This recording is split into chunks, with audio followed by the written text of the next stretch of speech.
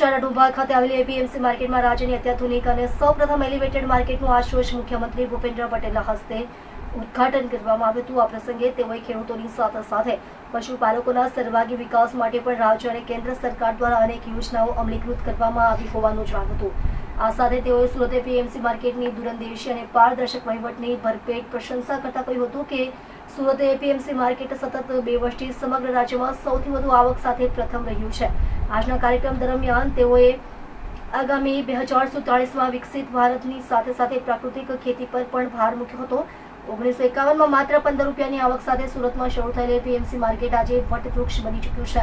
વર્ષે 3500 કરોડ રૂપિયાની આવકને આંબી ગયેલી સુરત એપીએમસી માર્કેટમાં ખેડૂતો વેપારીઓના હિતને સર્વોપરિતા આપવામાં આવી રહી છે, જેના ભાગરૂપે જ રાજ્યમાં પહેલી વખત એલિવેટેડ માર્કેટનું સ્વપ્ન સાકાર થયું છે। ટ્રાફિક સહિતની પ્રતિકૂળ સ્થિતિને ધ્યાને રાખીને આ પ્રકારનું આયોજન હાથ ધરવામાં આવ્યું છે, જેમાં એરપોર્ટની જેમ વિશેષ રેમ્પ તૈયાર કરવામાં આવ્યો છે, જેના થકી ખેડૂતો વેપારીઓનો સમય બગડતો અટકી જશે। ટ્રાફિક જામની સમસ્યા હવે યાર્ડમાં ભૂતકાળ બનશે। આ પ્રસંગે મુખ્યમંત્રી ભૂપેન્દ્ર પટેલે સુરત એપીએમસી માર્કેટની અવિરત પ્રગતિ અને દૂરંદેશી અંગે જણાવ્યું હતું કે પહેલી વખત યાર્ડમાં ટ્રક પહેલા માળ સુધી પહોંચી શકશે અને વેપારીઓની સાથે ખેડૂતોને પણ તેનો સીધો ફાયદો થશે। તેઓએ આ દરમિયાન જણાવ્યું હતું કે વડાપ્રધાન નરેન્દ્ર મોદી ઇન્ફ્રાસ્ટ્રક્ચરના ઉપયોગથી ખેડૂતોને મહત્તમ લાભ મળે તે માટે સતત પ્રયત્નશીલ છે। તેના ભાગરૂપે જ સૌપ્રથમ વખત કૃષિ મંત્રાલયનું નામ બદલવાની સાથે 28 જેટલી યોજનાઓ અને અભિયાનો થકી ખેડૂતો અને ખેતીના વિકાસ માટે હરસંભવ પ્રયાસો કરવામાં આવ્યા છે।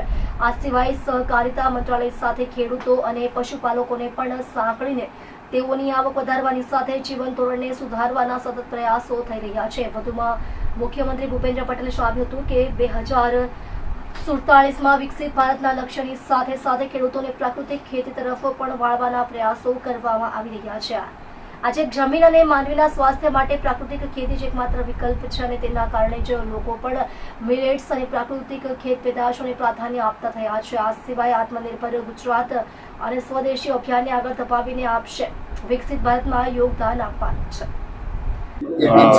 સુરત એપીએમસી સરદાર માર્કેટ સરદાર સાહેબના નામથી જે માર્કેટ બનેલી છે, સૌપ્રથમ ગુજરાતની એલિવેટેડ નું લોકાર્પણ કરવા માટે માનનીય મુખ્યમંત્રી ભૂપેન્દ્રભાઈ પટેલ આજે સુરત હમણાં જ એમના હસ્તે એનું લોકાર્પણ થયું છે, ઉદ્ઘાટન થયું છે।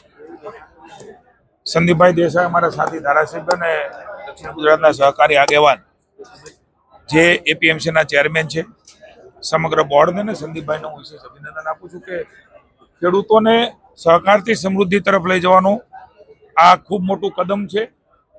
વિના સહકાર નહીં ઉદ્ધાર, આ સમાજ જીવનની અંદર સાર્થક થયેલું સૂત્ર છે। આદરણીય મોદી સાહેબના નેતૃત્વની અંદર આદરણીય અમિતભાઈ શાહ, દેશના પહેલા સહકારિતા મંત્રી, 19 કરોડ જેટલી માતબાર રકમ એ ભારત સરકાર દ્વારા નરેન્દ્રભાઈ મોદીના નેતૃત્વમાં માનનીય અમિતભાઈ શાહના માર્ગદર્શન નીચે આપણા સુરત એપીએમસીને મળી છે। હું અભિનંદન આપું છું। અત્યંત આધુનિક સુવિધાઓ અહીંયા સૌથી મોટી આ એપીએમસી છે, સૌથી વધારે આવક ધરાવતી એપીએમસી, પણ આ સમગ્ર આવક એ ખેડૂતોની છે। ખેડૂતોને નવી સુવિધા આપે, નવી સવલત મળે અને એમનું માલની બજાર કિંમત એ વધારે મળે એ પ્રકારના ભાવ સાથે ભાઈ સંદીપભાઈ એમની ટીમે એક નવા અભિગમ સાથે સમગ્ર દેશને દિશા નિર્દેશ કરે એ પ્રકારનું આયોજન કર્યું છે, એ પ્રકારની વ્યવસ્થા કરી છે। કોઈ ખેડૂત આવે તો એને કંઈ બીમારી હોય તો એમના માટેની પણ સુવિધા મેં હમણાં જોઈ। અભિનંદન આપું છું કે એગ્રો સેન્ટર તો હોય પણ આ પ્રકારની દવાખાનાની પણ સુવિધાઓ એ ખેડૂત બિચારો બાપડો નથી।